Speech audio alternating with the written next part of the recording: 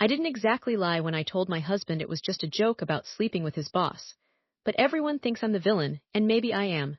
The truth is, I said those words at exactly the wrong moment, after 3 martinis and 2 months of flirting. Now Jake's quitting the job he's worked 15 years for, and our divorce papers arrived yesterday. My sister won't answer my calls. My mother posted a passive-aggressive meme about loyalty on Facebook. All because I couldn't keep a stupid, thoughtless joke to myself. But here's what nobody understands. Not even the lawyer Jake hired. That joke wasn't the beginning. It was the end of something I started months ago. And by the time you hear what I actually did, this divorce will make perfect sense. The whole mess started last October, when Jake brought home the news about the Tokyo promotion. We'd been saving for a house in the suburbs, and this was supposed to be our ticket out of our cramped apartment. Marcus, his division chief, had personally recommended Jake for the position. I'd never met Marcus before that night, but I'd heard his name whispered like a god in our household for years. The man who made Jake work weekends. The man who called at midnight with urgent emails. The man who held our future in his hands. I spent 2 hours getting ready for the celebratory dinner, pulling out the red dress Jake bought me for our anniversary. When we walked into the restaurant, Marcus was already at the bar, surrounded by Jake's colleagues. He was taller than I expected, with this annoying habit of looking at you like he knew something you didn't. The kind of man who made you want to prove yourself. Emma, right? He said, taking my hand just a beat too long. I've heard so much about you. Jake beamed beside me, completely oblivious to the way Marcus's thumb traced my palm. I should have pulled away. Instead, I found myself laughing too loud at Marcus's jokes, touching his arm when he complained about the stress of leadership. The wine flowed, and somewhere between the second and third bottle, I noticed something disturbing. I was having more fun with Marcus than I'd had with Jake in months. Driving home, Jake chattered about the promotion details. Marcus says I need to spend the next 3 months shadowing him, learning the corporate culture. It'll be intense, but worth it. Tense, I echoed, watching streetlights blur into streaks of gold. Is he always so hands-on? Huh, Jake glanced over, grinning. Oh, you know Marcus, he likes to make people feel special. That's why he's so good at his job. I should have told him right then. Should have said, actually, your boss was looking at me like I was dessert. But instead I stayed silent, letting the moment pass. That was my first mistake. The second mistake came 2 weeks later, when Marcus started texting me. Began innocently enough. A group message about a work event, then a private follow-up. Hope you had fun the other night. You're much funnier than Jake let on. I showed Jake the message, laughing. Your boss thinks I'm hilarious. Jake barely looked up from his laptop. See, told you he makes everyone feel special. But the texts kept coming. Casual observations about music, a meme about office politics, then working late again. Jake's dedication is admirable, but I worry about you eating alone. I told myself it was just Marcus being friendly. That successful men were simply more attentive. I didn't mention that his messages always came when Jake was at the office, or that I'd started waiting for them like a teenager checking her phone. Then came the night of Jake's birthday. He'd been at the office until 10. I was sitting on our couch, halfway through a bottle of wine, when Marcus texted. He forgot again, didn't he? My fingers hovered over the keyboard. I could have shown Jake the message. Could have blocked Marcus. Instead, I typed, you know him so well. 3 dots appeared immediately. I know what he doesn't appreciate. That single text changed everything. It was the moment I crossed from passive recipient to active participant. The moment I admitted to Marcus and to myself that I was lonely, that I was angry, that I wanted someone to see me. When Jake finally stumbled home, reeking of coffee and exhaustion, I was already in bed pretending to sleep. He kissed my forehead and whispered, love you, but all I could think about was Marcus's words glowing on my phone screen. I know what he doesn't appreciate. The next morning I did something I still can't quite explain. I sent Marcus a picture of me in Jake's favorite coffee mug, the one that said world's okayest husband. It was meant to be funny, a shared joke at Jake's expense. Marcus replied instantly, if you were mine, I'd never leave you alone on my birthday. I deleted the conversation, but not before screenshotting it. Not to show Jake, to reread when I felt invisible. 3 days after that text exchange, Marcus invited us to his beach house for the weekend. Bring Emma, his email to Jake read. She seems like she could use some sun. Jake was thrilled. See, he's really taking care of us. This is what mentorship looks like. I packed my swimsuit, the red dress from the first dinner, and a knot of guilt I couldn't swallow. The beach house was obscene, all glass and ocean views. Marcus greeted us with cocktails he'd mixed himself, his hand lingering on my lower back as he led me to the deck. Jake disappeared inside to take a work call, leaving us alone as the sun set. He works too much, Marcus said, handing me a drink. He's building our future. My defense sounded weak even to me. Marcus stepped closer. Is he building yours or his? I should have walked away. Should have found Jake and told him we needed to leave. Instead, I let Marcus's words sink into the empty spaces where my husband should have been.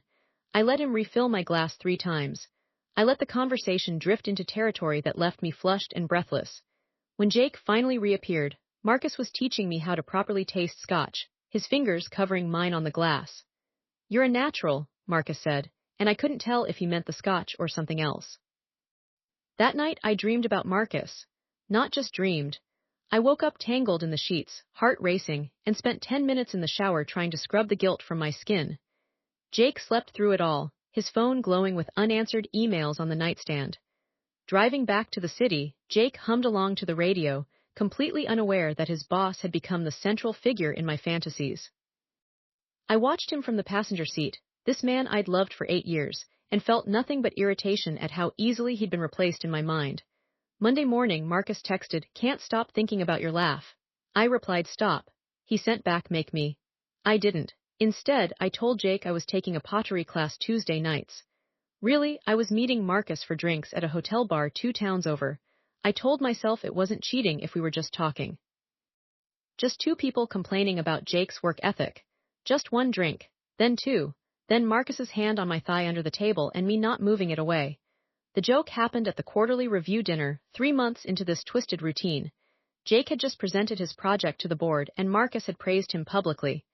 "This is exactly the kind of leadership we need in Tokyo," Marcus said, raising his glass. Everyone cheered. Jake beamed. I was on my 4th martini when someone asked, "How do you feel about moving to Japan, Emma?" The room went quiet, all eyes on me. I felt Marcus's gaze like a physical weight. "Well," I said, my voice too loud, "maybe I should sleep with Marcus first, to make sure the package deal is worth it." Jake laughed, everyone laughed, Marcus's smile didn't reach his eyes. "Careful," he said softly, "I might take you seriously." Later that night, Jake confronted me in the car. "That joke was weird, Em." "Not like you," I rolled my eyes. "It was just a joke, God, you can't even take a little humor anymore." But it wasn't just a joke, it was a test, a public claiming. And when Marcus texted me at 2 in the morning, "Meet me at the office. Jake's gone home." I went. The office was empty except for Marcus's corner suite. He'd left the door unlocked. I found him sitting on his desk, tie loosened, holding 2 glasses. "You shouldn't have said that," he told me, not angry, just calculating. It was a joke. Even then, I was clinging to the lie. Marcus set down the glasses. "Was it?" He stepped closer. "Because I've been thinking about what you said about the package deal." My phone buzzed in my purse, Jake asking where I was. I silenced it without looking. "Emma," Marcus's voice was low. "Tell me to stop and I will." I didn't say anything. I let him kiss me. I kissed back. I let him push me against the desk, papers scattering, my red dress hiked up around my waist. I let him do everything I'd been imagining for months, and I told myself it was just this once. Just a mistake, just proof that I was still desirable. After I took an Uber home at 4 a.m., my hair a mess, my lipstick gone. Jake was asleep on the couch, his laptop open, a half-written email to Marcus about the Tokyo timeline glowing on the screen. I stood there, looking at my husband, and realized I'd just destroyed his career along with our marriage. The next day, Marcus called Jake into his office. I don't know what he said, but Jake came home early, his face pale. "I'm turning down the promotion," he told me. "Marcus thinks it's not the right fit." "What?" My stomach dropped. "But you worked so hard." He didn't say it outright, but I got the impression. Jake's voice cracked. "He thinks I'm not committed enough, that my priorities are split." I knew then that Marcus was punishing me, punishing Jake. Making sure I understood the cost of my betrayal. 2 weeks later, Jake found the texts. Not all of them, I deleted the worst ones, but enough. The beach house photos, the midnight messages, the screenshot I'd saved of Marcus's declaration, "I know what he doesn't appreciate." Jake didn't yell, he just sat on our bed, scrolling through my phone, his shoulders slumping further with each message. When he finally looked up, his eyes were dead. "Tell me you didn't." I could have lied, should have lied. But I was so tired of lying. "It was just once." He nodded slowly, like this was a fact he'd already known but needed confirmed. "The joke," he said. "At the dinner, you were testing me, seeing if I'd react." "No," I protested. "It was—" "Stop." Jake stood, handed me back my phone. "My lawyer will be in touch. I'm filing for divorce. And I'm quitting. I can't work for him." I can't work in the same building as the man who slept with my wife while I was planning our future. Papers arrived yesterday. Marcus hasn't texted since that day in his office. I suppose he got what he wanted, me, unattached, but also me, unemployed and alone. My sister blocked me after I tried to explain. My mother posted that meme, loyalty isn't gray, it's black and white, you're either loyal or you're not. I keep thinking about that night at the beach house.